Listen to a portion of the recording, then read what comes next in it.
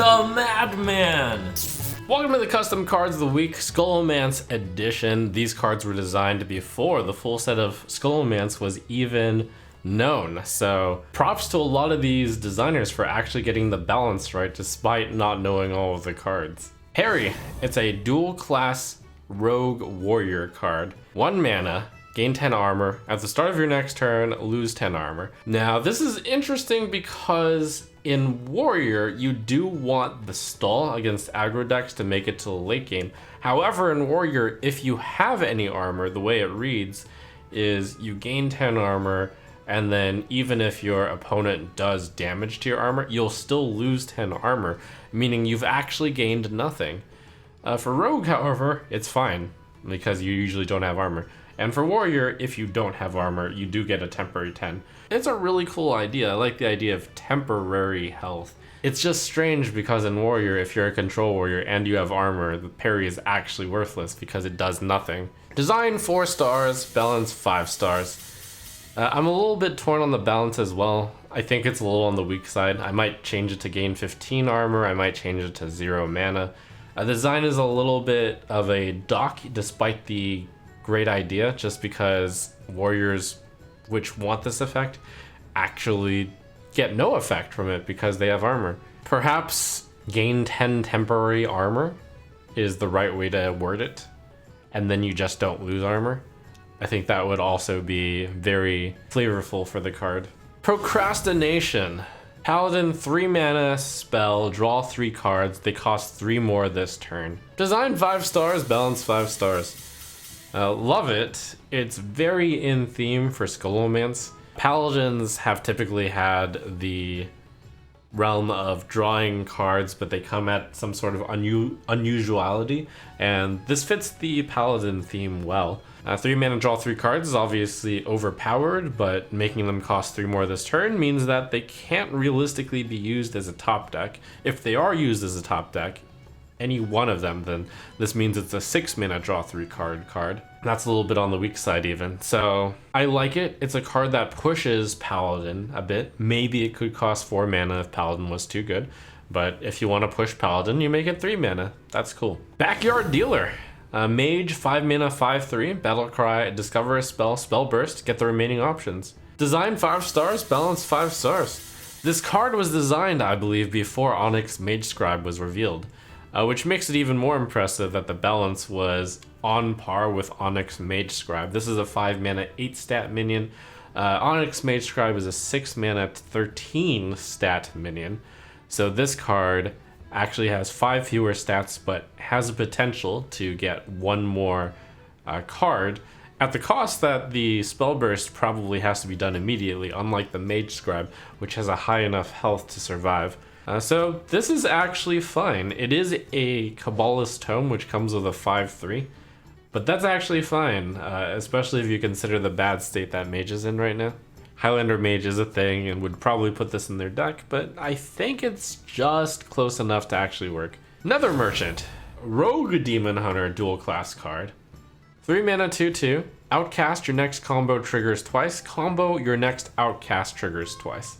And I'm going to say right now, I'm not going to dock any design points if you use a dual class pairing that is not actually in the game right now, such as Rogue Demon Hunter. Rogues and Demon Hunter actually do have similarities. It does seem like they would naturally be aligned with each other. Still though, design 3 stars, balance 3 stars. When you ultimately look at a bunch of the combo cards and you look at a bunch of the outcast cards, it doesn't actually make sense for a lot of combo cards to trigger twice. And it also doesn't make sense for a lot of outcard triggers to trigger twice. And it's actually really confusing often on what that even means. For that reason, the design is pretty bad, and the balance is actually a little bit on the weak side. There's very limited amounts of combo cards that this works with, and there's very limited amounts of outcast cards that this works with. And when you have to sink 3 mana in before you even do anything, especially if you're trying to combo it into outcasting stuff, it means you have to play something before the Nether Merchant, and then you have to play another card. It's pretty questionable. Primordial Theropod.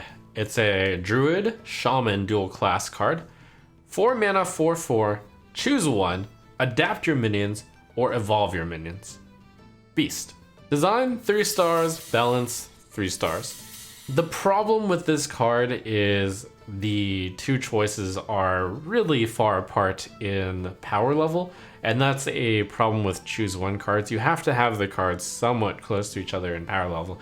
Yes, I can think of times where you'd want to evolve instead of adapt, but most of the time you're going to want to adapt. Also, problem is that this is using adapt, which is a mechanic specifically from Ungoro.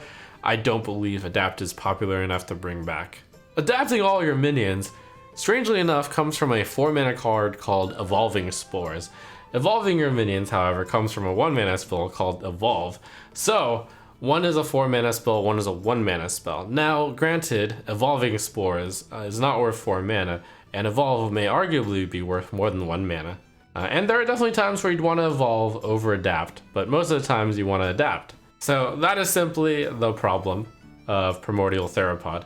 An interesting idea for balance could be evolve your minions twice. Also, by the way, I like the idea of evolve as a keyword. I think Shaman has used this keyword enough times, so evolve your minions twice could work. Empty Bottle, a rogue 1-mana 1/2 weapon. When this weapon is not at full durability, gain 3 attack. Design 5 stars, balance 4 stars. Also, the author posted a quickly edited version of gain +2 attack, which I actually agree with more. That, I would say, balance 5 stars. So this card is currently a bit too powerful because it's a 1-mana 1/2, which the second attack is a 4 attack, and that's too strong. 3 attack though, that's fine. That'd make the first attack deal 1 damage, the second attack deal 3 damage, which averages out to 2 damage, but when you can do something useful with 1 damage, that's very, very strong. The flavor of it is quite good as well, because the first time you hit someone, you actually break the bottle, and the broken bottle does more damage than the non-broken bottle. Cool. Shore Lurker Muno, a neutral 2-mana 1/2 start of game, adapt. That adaptation will always be one of your options this game. Design 1 star, balance 4 stars. Completely pointless because I doubt that adapt will be brought back into the game as a keyword. But let's suppose we live in a world where adapt is brought back. I think this is still a poor card then. Many of the options are still a poor card, and having an adaptation always be one of your options, I'm not even necessarily sure that that's like something you want. So Shore Lurker Muno would effectively be a vanilla minion most of the time.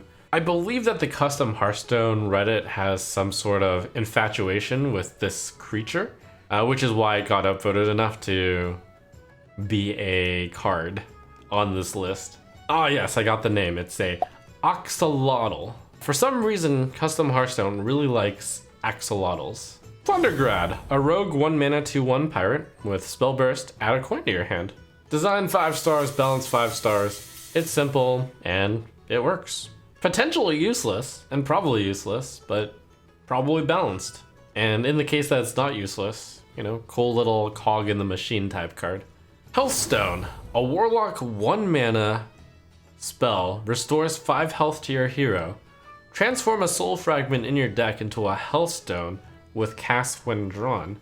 This is a really interesting one, and I'm going to hesitantly give that a design of 5 stars, balance 4 stars.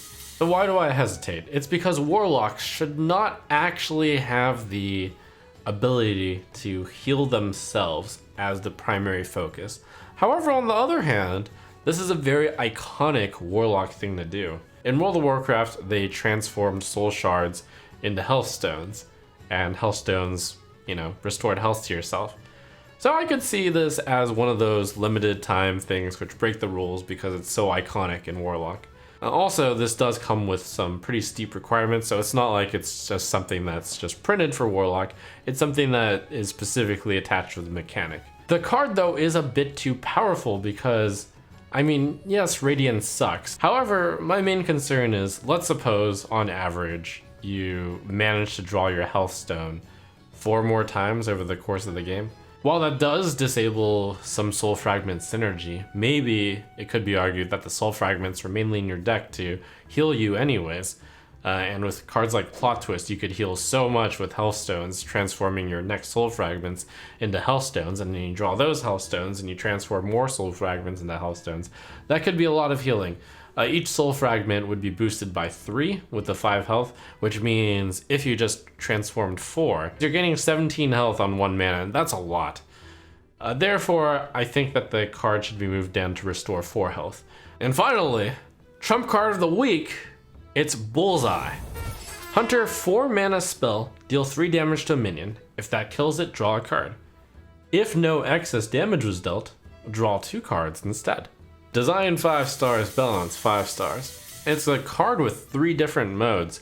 If you don't kill a minion with it, it's terrible. It's 4 mana, deal 3 damage. If you do kill a minion with it, it's 4 mana, deal 3 damage, and draw a card. That's actually a little bit worse than Marked Shot, but not that much worse. But if you do exactly the right amount of damage, you draw 2 cards. And that's really, really cool. That's a pretty big payoff. 4 mana, deal 3, and draw 2 is quite good, but you have to have the specific situation where you dealt exactly 3 damage to a minion. I love the idea of the play and counterplay that can result from Bullseye, and the differing motivations that you might have on dealing with opponents' boards with a card like this. I think I actually like having a little bit of card draw in all the classes as opposed to Discover, because discovering too many things can be a little too random.